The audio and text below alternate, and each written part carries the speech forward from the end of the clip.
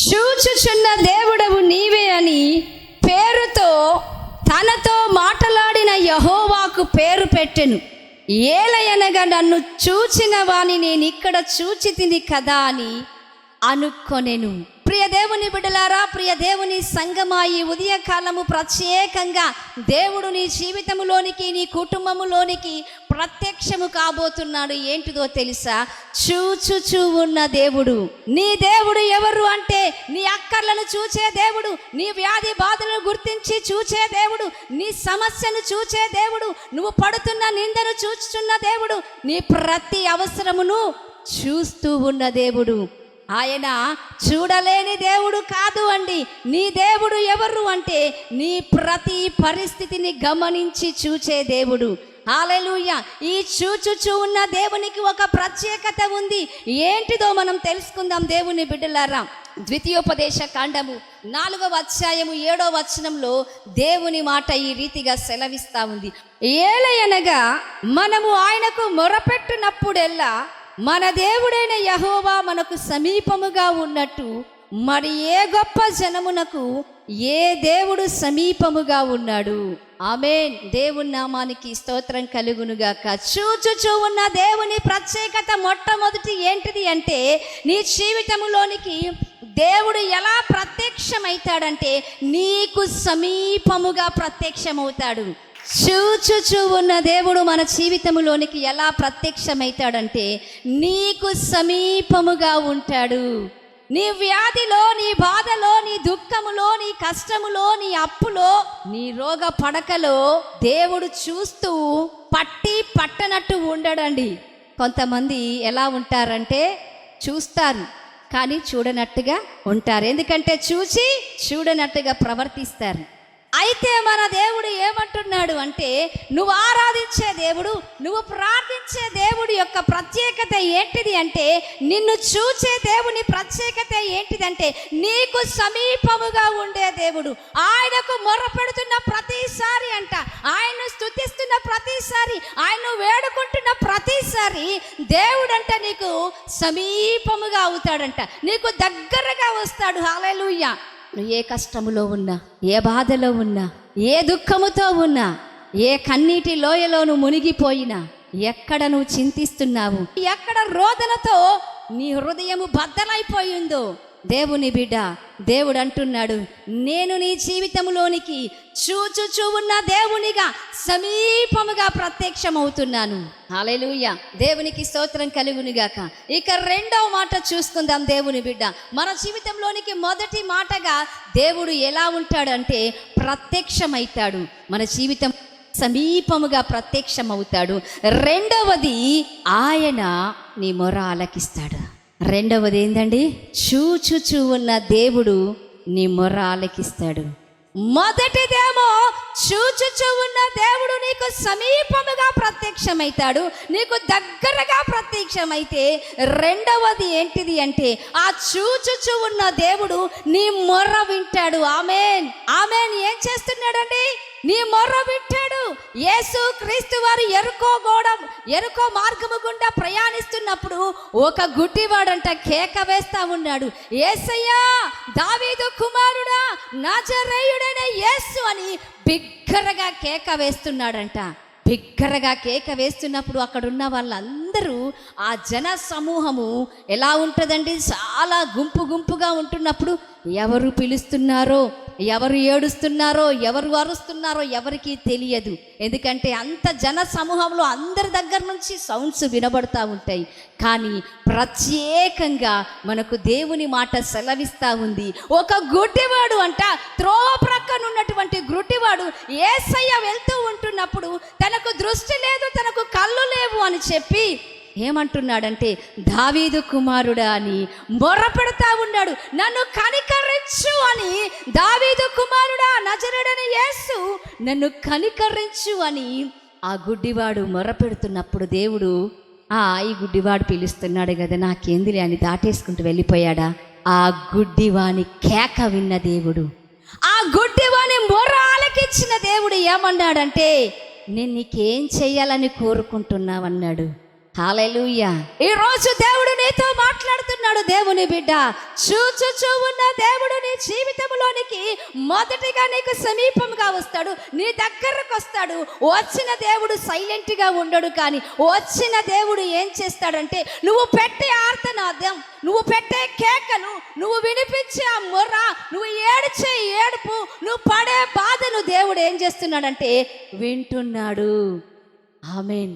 సంవత్సరాలు గడిచిపోయి పిల్లలు లేక, సంతానము లేక, అవమానముతో, సిగ్గుతో, నిందలతో, సూటిపోటు మాటలతో ఇక జీవితమే వద్దు, ఇక ఈ బ్రతికే వద్దు అని ఏడుస్తూ మగ్గిపోతున్న దేవుని బిడ్డ, మరణ పడకలు, రోగముతో, ఇక ఈ రోగ భయముతో, ఈ యొక్క రోగముతో అల్లాడిపోతున్న నీకు దేవుడు మాట్లాడుతూ ఉన్నాడు, నీతో మాట్లాడుతూ ఉన్నాడు. నీ మొర, నువ్వు పెట్టే కేక నేను వింటున్నాను దేవుని బిడ్డ. నువ్వు అరిచే అరుపులు, నువ్వు ఏడ్చే ఏడుపు నేను ఈరోజు వింటున్నాను. నీ మొర నేను వింటున్నాను. హల్లెలూయా. చూచుచూ ఉన్న దేవుడు మన జీవితంలోనికి ఎలా ప్రత్యక్షమవుతాడంటే సమీపముగా ఉండడానికి ప్రత్యక్షమవుతాడు. రెండవది, నీ మొర ఆలకిస్తాడు. హల్లెలూయా. ఏం చేస్తాడు? నీ మొర్ర ఆలకిస్తాడు. ఇక మూడవది, నిన్ను పిలుస్తాడు. చూచుచూ ఉన్న దేవుడు మన జీవితంలోనికి ఎలా ప్రత్యక్షమవుతాడంటే నిన్ను పిలుస్తాడు. ఆమేన్. హల్లెలూయా. అబ్రహాముకు సంతానము లేదు, బోలెడంత ఆస్తి ఉంది, నా ఆస్తికి వారసులు ఎవరు అని చింతతో ఉన్నాడు. దేవుడు అబ్రహామును పిలిచాడండి. ఆదికాండం 15వ అధ్యాయం ఒక్కసారి మనం చూసుకుందామండి. ఆదికాండము 15వ అధ్యాయము 1వ వచనములో దేవుడు ఏమంటాడు తెలుసా? అబ్రహామును పిలుస్తాడు. అబ్రహామా, భయపడకుము, నేను నీకు కేడమును, నీ బహుమానమును అత్యధికమగునని చెప్పాను. హల్లెలూయా. చూచుచూ ఉన్న దేవుడు మన జీవితంలోనికి ఎలా ప్రత్యక్షమవుతాడో తెలుసా?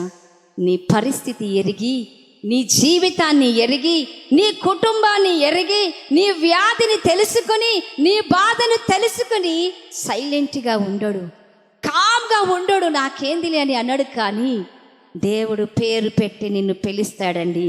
దేవుడు ఏం చేస్తాడో తెలుసా? నీ పేరు పెట్టి పిలుస్తాడు. నువ్వు ఉంటున్న కష్టములో, నువ్వు ఉంటున్న బాధలో దేవుని బిడ్డ, దేవుడు నీ పేరు పెట్టి పిలుస్తాడు. అబ్రహామును పిలిచిన దేవుడు ఈ రోజు, ఈ ఉదయకాలము ఈ మాటలు వింటున్న నా ప్రియ దేవుని బిడ్డ, నా సహోదరి, సహోదరుడా, దేవుడు నీ పేరు పెట్టి పిలవబోతా ఉన్నాడు. నా కుమారుడా, దేవుడని పిలవబోతా ఉన్నాడు. నా సహోదరి దీనా అని పిలవబోతా ఉన్నాడు. నా ప్రియ కుమార్తె రోజా అని దేవుడు పిలవబోతా ఉన్నాడు. ఎందుకో తెలుసా? నీ దేవుడు నీ జీవితంలోనికి, నీ కుటుంబంలోనికి దేవుడు ఊరికెళ్ళే ప్రత్యక్షము కాడండి. నీ పేరు ఎరిగి ఉంటాడు. నీ కష్టము ఎరిగిన దేవుడు, నీ స్థితిని ఎరిగిన దేవుడు, నీవెవరవో దేవునికి తెలుసు. నీ పేరు ఏంటిదో దేవునికి తెలుసు. నీ కష్టం ఏందో నీకు తెలుసు, దేవునికి తెలుసు. నీ బాధ ఏందో దేవునికి తెలుసు. దేవుని బిడ్డలారా, అందుకోసమే దేవుడు నీ పేరు పెట్టి పిలుస్తాడు. ఎవరి పేరు పెట్టి పిలుస్తాడండి? దేవుడు నీ పేరే పెట్టి పిలుస్తాడు. నువ్వు ఏ రోగముతో ఉన్నా, ఏ ఇబ్బందులో ఉన్నా, ఏ పాపపు ఊపిలో, ఏ వ్యసనాలతో నువ్వు మగ్గిపోతున్నావో, నీ బిడ్డలు రక్షణ లేదని, నీ భర్త రక్షించబడలేదని, నీ కుటుంబము భయంకరమైన ఆర్థిక ఇబ్బందులతో కొట్టుమిట్టాడుతుందని నువ్వు ఎంతగా విలపిస్తున్నావు, నువ్వు ఎంతగా రోధిస్తున్నావు. ఇక ఈ రోజే నాకు చివరి రోజు, ఇదే నా బ్రతుకుకు చివరి దినమని ఆలోచిస్తూ ఆగిపోతూ జీవితాన్ని నడుపుతున్న దేవుని బిడ్డ, దేవుడు నీ పేరు పెట్టి పిలుస్తున్నాడు. హల్లెలూయా. నా కుమారుడా అని దేవుడు పిలుస్తా ఉన్నాడు. నా కుమార్తె అని దేవుడు పిలుస్తా ఉన్నాడు. దేవుని గ్రంథము చూసినట్లయితే దేవుని బిడ్డలారా, దేవుడు అబ్రహామును పేరు పెట్టి పిలిచాడు, ఏలియాను దేవుడు పేరు పెట్టి పిలిచాడు, హాగర్ను దేవుడు పేరు పెట్టి పిలిచాడు, మోషేను దేవుడు పేరు పెట్టి పిలిచాడు. ఈరోజు దేవుడు నిన్ను పేరు పెట్టి పిలుస్తా ఉన్నాడు. నీ కష్టము, నీ దుఃఖ సమయములో, నీ కన్నీటి సమయములో నా దేవుడు నిన్ను పేరు పెట్టి పిలుస్తాడండి.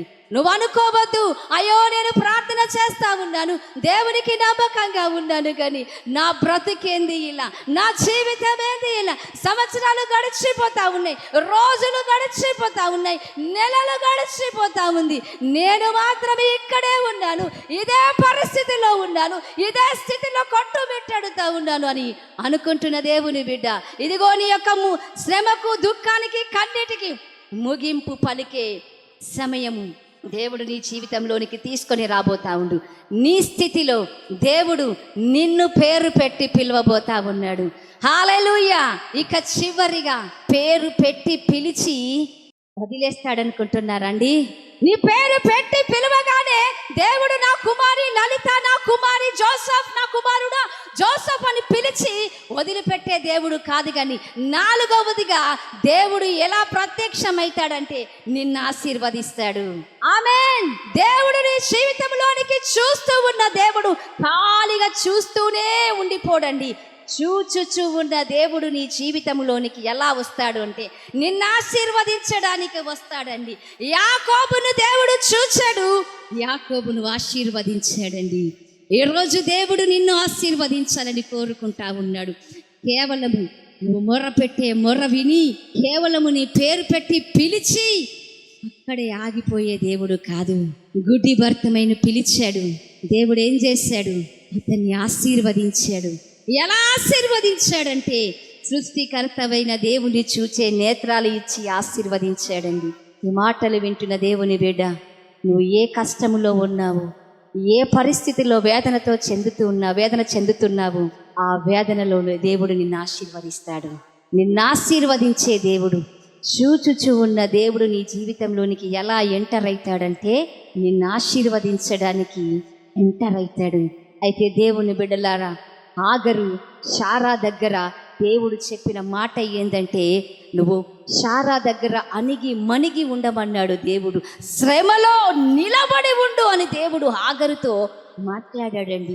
ఆగరుతో ఎప్పుడైతే దేవుడు ఆ మాట మాట్లాడాడో దేవుని బిడ్డలారా, ఎప్పుడైతే ఆగరు తను ఉన్నటువంటి కష్టములో, నష్టములో, దుఃఖములో నిలబడ్డం నేర్చుకుందో దేవుని బిడ్డలారా, తన జీవితంలో చూచుచూ ఉన్న దేవుడు ఉన్నాడు అని ఆగరు కనుగొనిందంట. దేవుని బిడ్డలారా, దేవుడు ఈ రోజు నీతో సూటిగా మాట్లాడుతూ ఉన్నాడు. నీతో దేవుడు మాట్లాడుతూ ఉన్నాడు. నీ కష్టంలో, నీ కన్నీటిలో, నీ రోదనలో, నీ వ్యాధిలో, నీ యొక్క ప్రతి అక్కర్లో నువ్వేం చెయ్యాలి అంటే నువ్వు నిలబడాలి. ఎప్పుడైతే నువ్వు నిలబడతావో, చూచుచూ ఉన్న దేవుడు ఉన్నాడు అని నువ్వు నిలబడతావో, ఆ చూచుచూ ఉన్న దేవుడు నీ జీవితాన్ని మార్చేస్తాడు.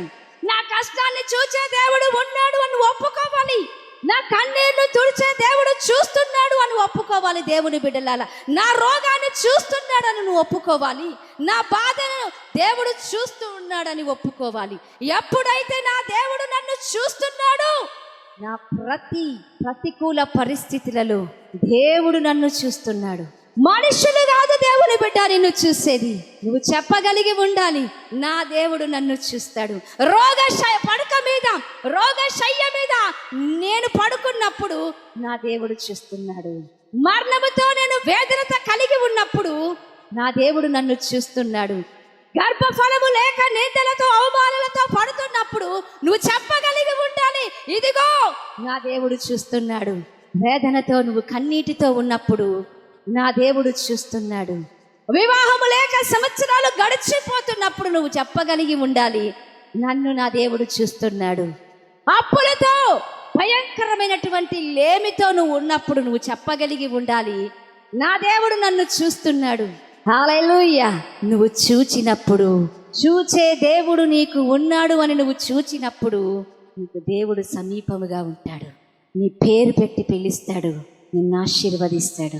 మాటలు వింటున్న దేవుని బిడ్డలారా, ఏ స్థితిలో ఉన్నా నీకు ఒక ఆదరణకరమైన మాట దేవుడు మాట్లాడుతూ ఉన్నాడు. భయపడకుము, దిగులు పడకుము, నీతి అనే నా దక్షిణ హస్తముతో నేను నిన్ను ఆదుకుంటాను. ఆమేన్. చూచుచూ ఉన్న దేవుడు నిన్ను ఆదరిస్తాడు, ఓదారుస్తాడు, లేవనెత్తుతాడు. అత్యధికముగా నీ బహుమానము కేడముగా దేవుడు ఉండబోతున్నాడు.